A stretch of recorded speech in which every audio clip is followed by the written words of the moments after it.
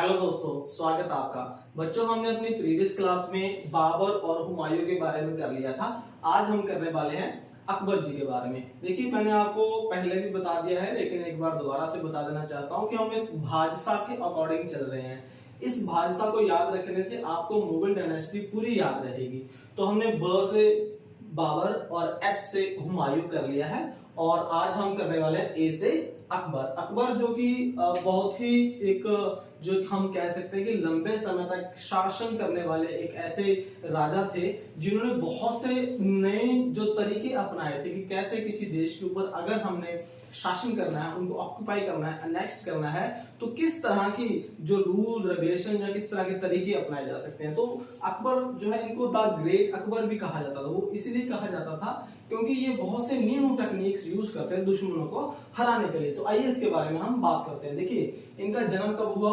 1542 में जन्म हुआ और उनकी डेथ हो गई थी 1605 में। लेकिन अब इनको राज कब मिला, जैसे शासन कब बने? वो 1556 में। And he was the youngest king. वो सिर्फ 14 इयर्स के थे जब वो गद्दी पर बैठ गए थे, अपने बाप की गद्दी पर बैठ गए थे कि अब तुझे राजा संभालना है, और उन्हें बखूबी निभाया भी। ओके, नेक्स्ट आता है लॉन्गेस्ट रूलर एवर। मैंने आपको बता दिया कि सबसे लंबे टाइम तक राज करने वाले वो राजा थे। Set military camp. देखिए, ये जो चीजें है ना, सेट मिलिट्री कैंपन्स, ये इनकी एक हम कह सकते हैं कि सोने पे सुहागा था। एक ऐसी चीज थी जिन्होंने मुगल डायनेस्टी को फर्श से अर्श तक पहुंचा दिया था, और लोग डरने लग गए थे कि अकबर कोई ऐसी चीज है। कई लोग तो ऐसे थे कि सिर्फ नाम से ही काम चाहते थे, क्योंकि तब इंटरनेट वगैरह तो थे नहीं थी, लेकिन लोगों के दरमियान जो खौफ था उनका वो इतना ज्यादा था कि वो खुद नहीं जाते थे, सिर्फ क्या करते थे, एक मिलिट्री कैंपन सेट कर देते थे। वो बताते हैं कैसे करते थे। देखिए, सबसे पहले जब वो बैठे थे 1556 में, बिकेम इंडिपेंडेंट किंग, जब वो एक खुद ब खुद एक स्वतंत्र रूप राजा बन गए थे। And set camps against Suri's and other Afghans. सबसे पहले उन्होंने अपने कैंपन जो लगाए थे वो सूरीज, एक डायनेस्टी है, ये भी बहुत ही योद्धा हुए हैं इसमें। एंड सेकेंडली अफगान तो आप सब जानते हैं, उनके खिलाफ इन्होंने मिलिट्री कैंपन जो है ना कैंप लगाए थे। एंड नेबर किंगडम्स होता है जो आस पड़ोस के किंग थे, राजा थे, उनके खिलाफ इन्होंने जो है ना कैंप लगाए। Kingdoms of Gondwana and Malwa. देखिए, बहुत ही बड़े एरियाज हैं ये वाले, आप इनको पढ़ेंगे। इसके ऊपर तो अलग से क्लास मैं चाहता हूँ कि ले लीजिए। मालवा बहुत ही बड़े रीजन थे, लेकिन इतने बड़े रीजन प्रांत थे, अगर इनको कब्जा में जैसे कर लिया अकबर ने, तो समझ लीजिए इन्होंने आधा हिंदुस्तान जीत लिया। एंड उज़्बेक्स होते हैं जो अफगान से आए हुए होते हैं, या जुकेब से आए होते हैं, उनको हम उज़्बेक्स बोलते हैं। इनके बारे में अलग से बताऊंगा आपको, क्लास लूंगा। नेक्स्ट आता है in 1558 Sisodia capital was seized. Sisodia capital जो है ये सील कर दी गई थी, और पूरी तरह से ये एरिया जो है वो अकबर के कब्जे में आ गया था। आई होप कि यहाँ तक देखिए, अकबर का जो कार्यकाल था ना वो 3 हिस्सों में बटा था, इसलिए मैंने यहाँ पे लिखा है फर्स्ट, ये सेकंड, ये थर्ड। ये इसका फर्स्ट टेन्योर था 1556 से लेकर 1570 तक, ये वाला टेन्योर था। फिर ये सेकंड टेन्योर है 1570 से लेके 1580 तक। कैसे कैसे उसने अपने मिलिट्री कैंप बनाए। लेकिन जो ये वाला टेन्योर था, कैंप्स इन गुजरात, इस जो 1570 से लेके 18 जो 10 इयर्स का टेन्योर था, इन्होंने कैंप कहां पर लगाए? गुजरात में, बिहार में, Bengal, Orissa, which were very complicated to manage. देखिए, ये बहुत ही मुश्किल था इन राज्यों के ऊपर कंट्रोल करना या अनेक्स करना, उनके ऊपर कब्जा करना। लेकिन Akbar was the king who occupied this all the range, because of his strength and technique, rather we can say।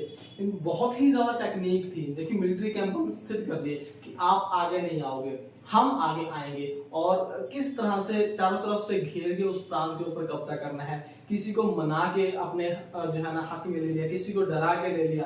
तो बहुत सी टेक्निक्स जो है ना अकबर ने अपनाई थी। क्योंकि हम इसलिए ये पूरी टेक्निक इस क्लास में शेयर नहीं कर सकते, क्योंकि क्लास लंबी हो जाती है। हालांकि पढ़ना अकबर के बारे में बहुत ही अच्छा लगता है और बताना भी अच्छा लगता है, but due to shortage of time हम इसको नहीं कर पाते। नेक्स्ट करते हैं 1580 टू 1606।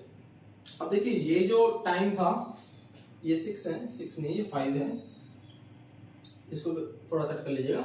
ये जो टाइम था ये अकबर के टाइम का ऐसा था जो लास्ट का फेज था अकबर का, ये अकबर के लास्ट का फेज था। Expansion of Akbar's empire campaigns were launched in north east. अब अकबर को लगा कि इस डायनेस्टी में मेरा काम होगा और मुझे आगे की ओर बढ़ना चाहिए, तो अकबर ने क्या किया, वो नॉर्थ ईस्ट, जो कि देखिए ये आपको याद रखने पड़ेंगे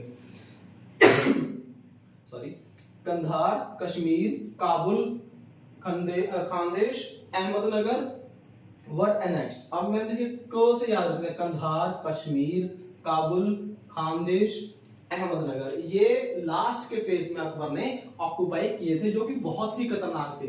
ये भी इसके इक्विवेलेंट ही खतरनाक थे, लेकिन अकबर, जैसा कि मैंने आपको बताया, टेक्निक थी। सारी चीजें मैं आपको इसलिए भी नहीं बता पा रहा क्योंकि एनसीईआरटी में इतना ही हमें दिया हुआ है, अलग से बहुत कुछ दिया हुआ अकबर के बारे में। और थोड़ी सी इसकी पर्सनल लाइफ भी हम डिस्कस कर लेते हैं। Distracted from his son Jahangir's marriage. Jahangir, जैसे मैंने आपको पहली क्लास में बताया कि जहांगीर को सलीम भी बोलते हैं, आपने मूवीज में भी देखा होगा। सलीम की जो लवर थी जिसका नाम था अनारकली, उससे वो प्रेम करता था, जो कि एक हिंदू लड़की थी। हालांकि जो अकबर है, इनकी मैरिज भी एक हिंदू लड़की से ही हुई थी, बट इवन दैट वो अपने बेटे जो कि जहांगीर, उसकी मैरिज के खिलाफ था। वो सिर्फ इसलिए क्योंकि अनारकली हिंदू लड़की थी, प्लस वो उनके उतने स्टैंडर्ड जो है ना मैच नहीं कर पा रही थी।